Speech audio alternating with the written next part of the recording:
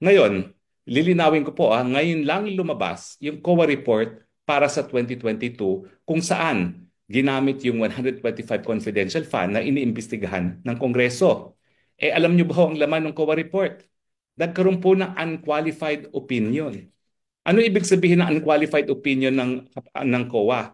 Ibig sabihin wala silang nakikitang irregularidad sa pamamaraan na ginastos ang pondo ng Office of the Vice President noong 2022.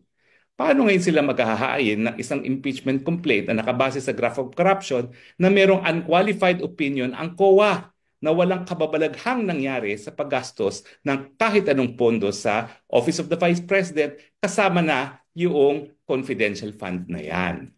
So, isa po kasi yan doon sa kinikilala nating basehan para mag-impeachment, graft and corruption. Pero dahil ang COA po ang talagang ahensya ng gobyerno na binigyan ng kapangyarihan sa ating saligang batas, hindi lang sa ating mga ordinaryong batas para pasiguraduhin na ang paggastos ng pondo ng mga taong gobyerno ay sang-ayon sa batas. Yang unqualified opinion na yan dapat kilalanin hindi lamang ng hukuman kundi ng impeachment court din. Dahil hindi naman po pwedeng si Luistro at si Abante at si Fernandez ang magsasabi na mali ang paggagastos o kaya yung Chua na mali ang paggagastos ng confidential fund. Ang tanging ahensya na may ganyang desisyon ay ang COA. Nagsalita ng COA. So ano pa ngayon ang ginagawa nyo dyan? Ibig sabihin, itong oras na ginugol at saka yung pera na ginugol para sirain si VP Sara ng Committee on Good Government, wala, baliwala. Kasi binura lahat ng kahit anong aligasyon ng maling paggasto sa confidential fund sa pamamagitan ng paglabas ng unqualified opinion. Yan po ibig sabihin ng unqualified opinion. Raul Manuel po, so ito na yung kwento ko. Kapakagalitan ako ni Raul Manuel na ito. Giginhawa muna po ako. So, what does that make of Raul Manuel? He is a member of the Communist Party of the Philippines, but he is not a member of the New People's Army. So, member siya ng Communist Party of the Philippines. Very clear. Coming from you, baka sabihin ni Manuel na tuturuan kita. Law student ka ngayon, di ba? Hindi ka pwedeng turuan. So, si Raul Manuel is a member of the Communist Party of the Philippines. Communist Party of the Philippines. Is that Raul Manuel, the same Raul Manuel that is party list representative Yes. ng Kabataan? The same person? Yes. The same person? Yes. So, pero kasinungaling yung sinasabi niya na wala siyang koneksyon sa CPP, NPA, NDF. Bala siyang buhay niya. Ha? That's Yes. for the record, for the record. Yes. Puro Yes, of sinungaling course, yan. he will deny it. No, the same as what we did nung nasa legal front organizations pa. We always deny because it is our responsibility to hide our identities na kami ay mga membro ng underground mass organization at members ng Communist Party of the Philippines. So for the record, just for the record. For the record, For the record, you are categorically speaking that he is a member of the Communist stating Party of the that Representative Raul Manuel of Kabataan Party List is a member of Communist Party. the Communist Party of the Philippines. Yes. So very clear yan. Yes. So Chair. kung siya ay nagdi-deny, nagsisinungaling siya. Yes. Okay. Because that is your usual modus operandi to deny every time you're being asked. Yes. Am I correct? Yes. Yes. Kate Traka, please, you have the floor. Good afternoon, sir. In addition, sir, I also worked with Raul Manuel when he was the UP student regent in the University of the Philippines, and kasama ko siya, and we were recruiting for KM and for the Communist Party of the Philippines, and we facilitated yung NPA recruitment as well within the university. So I am sure he will deny this, my good old friend Raul and workmate. We worked within UP, within the Committee Tagapagpaganap ng UP. Yun yung mastermind ng recruitment sa UP. He, as a student regent at the time, and me as the chairperson of Alay Sining, we planned and we implemented recruitment for the NPA. Kami yung nagpapatupad ng mga quota doon kung ilan yung NPA na dapat ma-recruit ng bawat chapter ng KM for each college na meron sa UP. So, kaya siya pumasok sa NPA Mindanao, kasi naman susunod yung mga tao sa kanya kung siya hindi siya nagpupunta doon, di ba? So, the same with me. Kasi leader ako, so I had to go to NPA Mindoro. How can I recruit NPA kung ako nga ayoko, di ba? Siya, umuwi siya eh. Di ba? Hindi siya nagtuloy mag-NPA. Ako nagtuloy ako. Pero okay lang naman kung i-deny niya. Kasi yun talaga yung gagawin niya, for sure. Kasi trabaho niya yun at nasa Congress siya. Pero ako, I swore under oath na I would tell the truth and that is the truth. Si Raul Manuel ay recruiter din ng NPA. Thank you, sir. Raul Manuel is a recruiter of the NPA.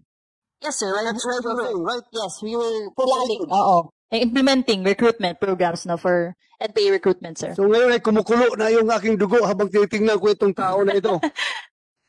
You know, this is we might be laughing right now, but for all we know, this is a very serious matter.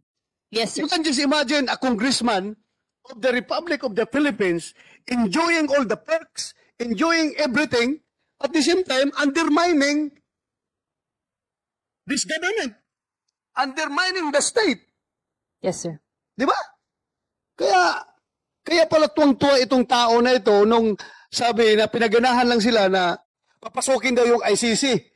Tuwa itong tao na ito. Talagang tuwang-tuwa siya na imbestigahan ako ng ICC. Tingnan natin ngayon, ikaw ang imbestigahan ko. Ikaw ang imbestigahan ko. I will do all my parliamentary powers to pin you down. Sabihin na, tingnan natin. Ikaw pala talaga ay membro ng Communist Party of the Philippines, which is the partido of the New People's Army who is trying to destroy this government. Ganun pala talaga itong tao na ito. Tingnan natin.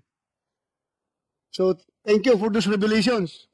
Yes. I am being a Filipino, hindi ako pwedeng forever tayo lukuhin itong mga tao na ito. Hindi ito po pwedeng forever tayo lukuhin. Destroying the government from within the government. Papayag ba tayo nito? Papasukan tayo ng ganitong klase mga tao sa ating gobyerno? Granting na, provided by the Constitution, yung party list, ay pwede sila mag-represent dyan. What they are doing right now is talagang pagkasama ng ating bansa. And I am dedicating my life for this fight. Nakapag-retire ako sa Philippine National Police. Hindi ko mabilang kung ilang girang dinaanan ko with this NPA. New People's Army nito. At sa awa ng Diyos, nakapag-retire ako. Ngayon, nagkapag-retire na ako. Dito na hindi na ako ngayon makipaglaban sa inyo sa armed struggle. Dito ko kayo lalabanan sa inyong parliamentary struggle na sinasabi ninyo. Legal sa legal. Tingnan natin. Senador ako ngayon. Tingnan natin. Itong mga tao nito, ito yung nagpapahirap ng Pilipinas eh. Ito yung nagpapahirap ng Pilipinas. To be frank about it. Sabihin man ninyo na sinira ko yung parliamentary courtesy. But my love for this country is above and beyond parliamentary courtesy. To be frank about it. Kumukulo ang dugo ko, nakikita ko itong patawa-tawa, pa-smile-smile. Yung pala'y anay pala ito na sumisira ng ating lipunan. Diyos ko, bakit meron tayong ganang mga congressman? Saan ka nakakita na dalawang kongresista, hating gabi, nasa bundok, anong ginagawa nila doon? May kasamang bata sa NPA area. Anong ginagawa ng dalawang kongresista, nagdadala ng bata, sa kabundukan na merong NPA in the middle of the night? Ang masabi ko sa inyo, dito sa 6 na taong ko sa National Youth Commission, nakita natin, nagtulong-tulong ang buong gobyerno, mula 89 guerrilla fronts, 7 na lang ngayon. Ibig sabihin, effective yung NTF-ELCAC, yung pagtutulungan ng iba't ibang ahensya ng gobyerno. Ngayon, wala ka nang lalaban ng mga balangay, pulutong ng NPA, kasi naubos na talaga sila. Marami ring matatandang NPA, sumuko na. So, saan tumututok ang NPA ngayon? Sa pag-recruit sa mga kabataang Pilipino at sa mga estudyante to replenish their ranks. For example, recently, na-convict si Congresswoman Franz Castro ng ACT Teachers Party List na nagdadala ng kabataan sa NPA area. Hindi ako yung nagsabi na NPA area yung pinagdadalahan. Yun mismo sa RTC decision nakalagay, dinadala yung kabataan in the middle of the night sa NPA area, endangering their lives. Doon na lang, mag-iisip tayo. Wala naman sigurong ganun kabobo dito sa hearing na to sa Senado. Puro matatalino pinapadala dito. Saan ka nakakita na dalawang kongresista, hating gabi, nasa bundok, anong ginagawa nila doon? May kasamang bata sa NPA area. Pwede nating i-exaggerate. May freedom of travel, may freedom of speech and everything. Anong ginagawa ng dalawang kongresista, nagdadala ng bata, sa kabundukan na mayroong NPA in the middle of the night? Kaya nagtaka yung RTC doon, kaya nila kinonvict for endangering the lives of the Filipino youth. Nak, sa mga oras na ito, kung kami ay narinig, Nak, kung nakikita mo kami, Nak, hindi kami galit ni Papa mo. Ang gusto lang namin ay bumalik ka sa amin, Ate Ibon, anak. Yung hirap at pagod, baliwala lang sa amin yun. Ang halaga sa amin na magkatapos pa sa pag-aaral. Naalala mo ba na bawat opportunity na dumating sa iyo, nakasuporta kami kahit mahirap na mawalay ka sa amin. Dahil sa galing at talino mo, Nak. Nakaalala yan, nagtitiwala kami sa iyo. Maraming opportunity ang nabuksan mo mula elementary hanggang ikaw ay nagkolehiyo.